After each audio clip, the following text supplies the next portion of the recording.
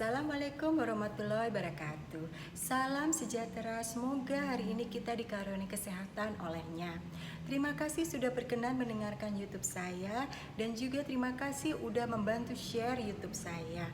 Karena target saya adalah agar makin banyak orang paham mengenai kesehatan dirinya, bukan berdasarkan katanya, tapi lebih kepada scientific base dan evidence base.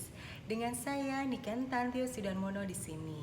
Kali ini saya akan membahas mengenai autophagy karena banyak sekali pertanyaan menanyakan apa sih sebenarnya autophagy?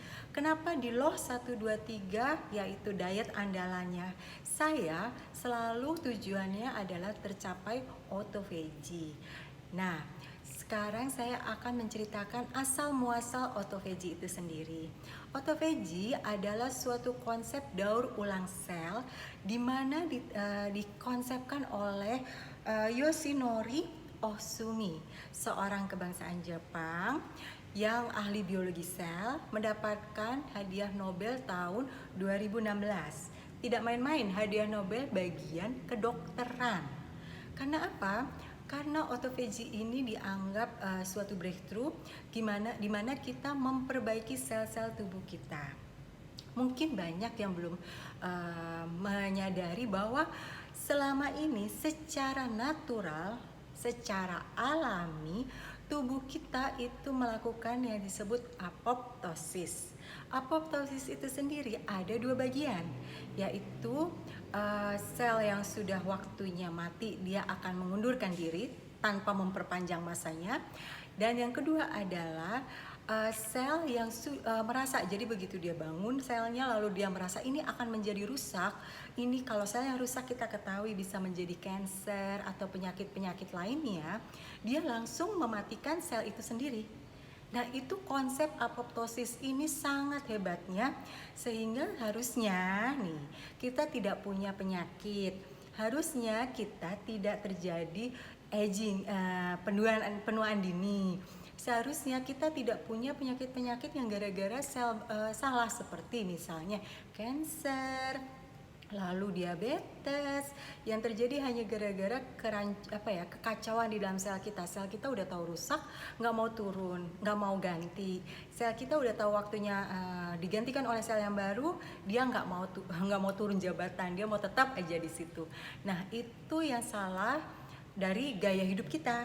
Jadi kadang-kala kita tidak menyadari kita membuat sel-sel kita menjadi malas. Nah, autophagy ini adalah kita membantu tubuh kita, mereminder tubuh kita agar sel-sel kembali kepada fungsinya. Tapi konsep autophagy ini, kalau apoptosis itu natural dan alami, kita nggak bisa memaksa sel mati kamu sekarang, nggak bisa. Tapi kalau autophagy kita bisa melakukan sesuatu sehingga sel kita yang rusak akan dimakan oleh sel yang baik. Nah, ini adalah proses autophagy, di mana auto adalah sendiri, phagy adalah makan. Jadi makan diri sendiri, itu arti dari bahasa Yunaninya.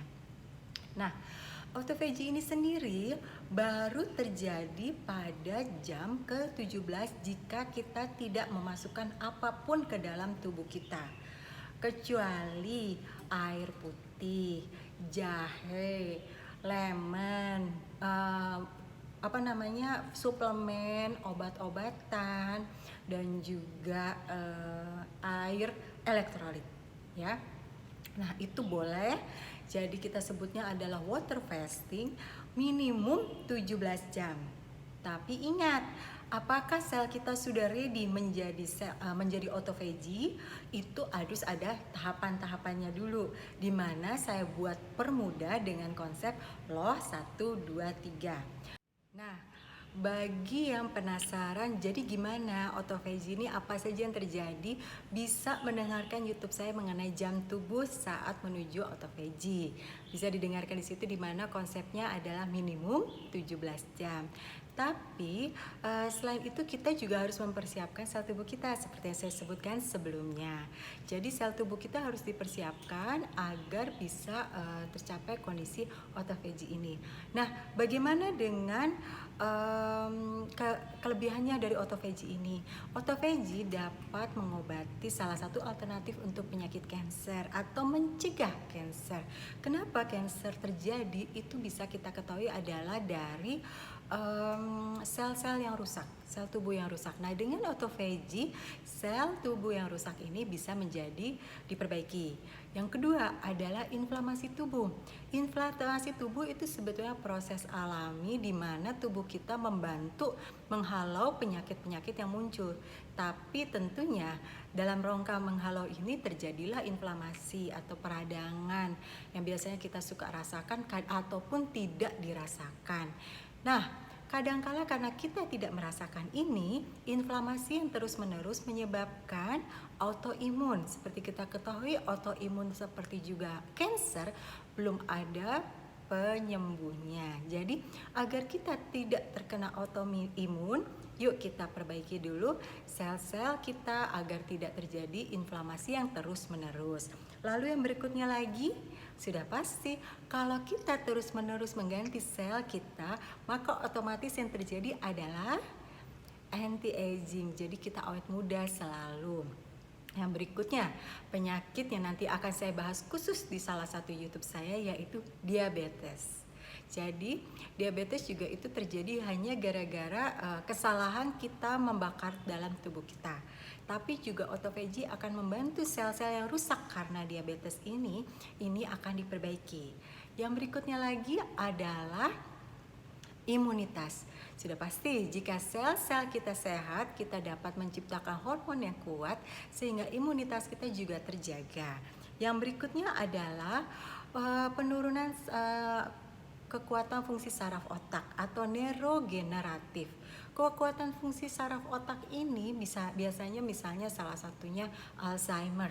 Kita suka menyangka udah tua ini nggak apa-apa deh kena Alzheimer. Padahal ini bisa dicegah dengan cara autophagy lah sejak kita dari muda. Lalu yang berikutnya mungkin ada yang bertanya, wah saya harus puasa selama itu. Aduh nanti otot-otot saya berkurang nih masanya. Udah capek-capek bodybuilding, udah capek-capek angkat beban, body pump. Gimana dong nanti otot saya berkurang? Yuk bisa coba intip saya di mana otot saya tetap stays. Kenapa? Karena autophagy juga mengembalikan kekuatan otot kita. Ya, jadi kalau muka kita rasanya kok mulai kusam, turun, terus kok kayaknya nggak kenceng. Nah itu salah satunya otot di dalam muka ini udah nggak bagus. Atau kita lihat nih punggung tangan udah mulai berkeriput, udah mulai kendur-kendur, udah nggak kayak anak muda waktu kita muda lagi. Nah itu kenapa? Itu juga karena kurangnya kita melakukan autophagy. Otot-otot kita kurang kuat. Jadi kalau tidak sempat ke gym, kenapa tidak melakukannya via autophagy? Nah, mungkin bagi para yang pendengar di sini akan bertanya-tanya, sebenarnya nih kan usia berapa sih? Saya tahun ini 48 tahun. Ayo, 48 tahun seperti ini loh. Jadi, masih ragu-ragu melakukan autophagy? Yuk, lakukan autophagy, tapi ingat jangan langsung loncat melakukan autophagy karena harus mempersiapkan tubuh terlebih dahulu seperti yang saya sebutkan di LOH 1, 2, 3. Sebelum lupa, saya hanya mengingatkan untuk agar tubuh cepat tercapai autophagy, kita bisa memanfaatkan suplemen MCT bisa dalam bentuk cairan atau juga kapsul. Lalu green tea, kalau green tea ini ada juga berbentuk kapsul, di mana biasanya lebih tinggi isinya dibandingkan kalau kita minum green tea biasa. Jadi kalau kita sudah mengkonsumsi kapsul green tea, tidak salah juga sih kalau kita menambahkan dengan cairan si green tea ini. Caranya kita kan sehari minum 3 liter. Cobalah 1,5 liter menjadi green tea dan 1,5 liter air mineral biasa. Ini sangat membantu tubuh selain memflush lemak-lemak yang ada dalam tubuh kita, juga mempercepat autophagy. Lalu yang ketiga adalah resveratrol. Apa itu resveratrol? Resveratrol itu sebetulnya adalah zat yang terdapat di dalam anggur, ya. Nah, mungkin ada yang pernah mendengar 1 gelas anggur menyingkirkan dari penyakit. Itu biasanya yang suka suka diucapkan oleh orang-orang di Eropa sana.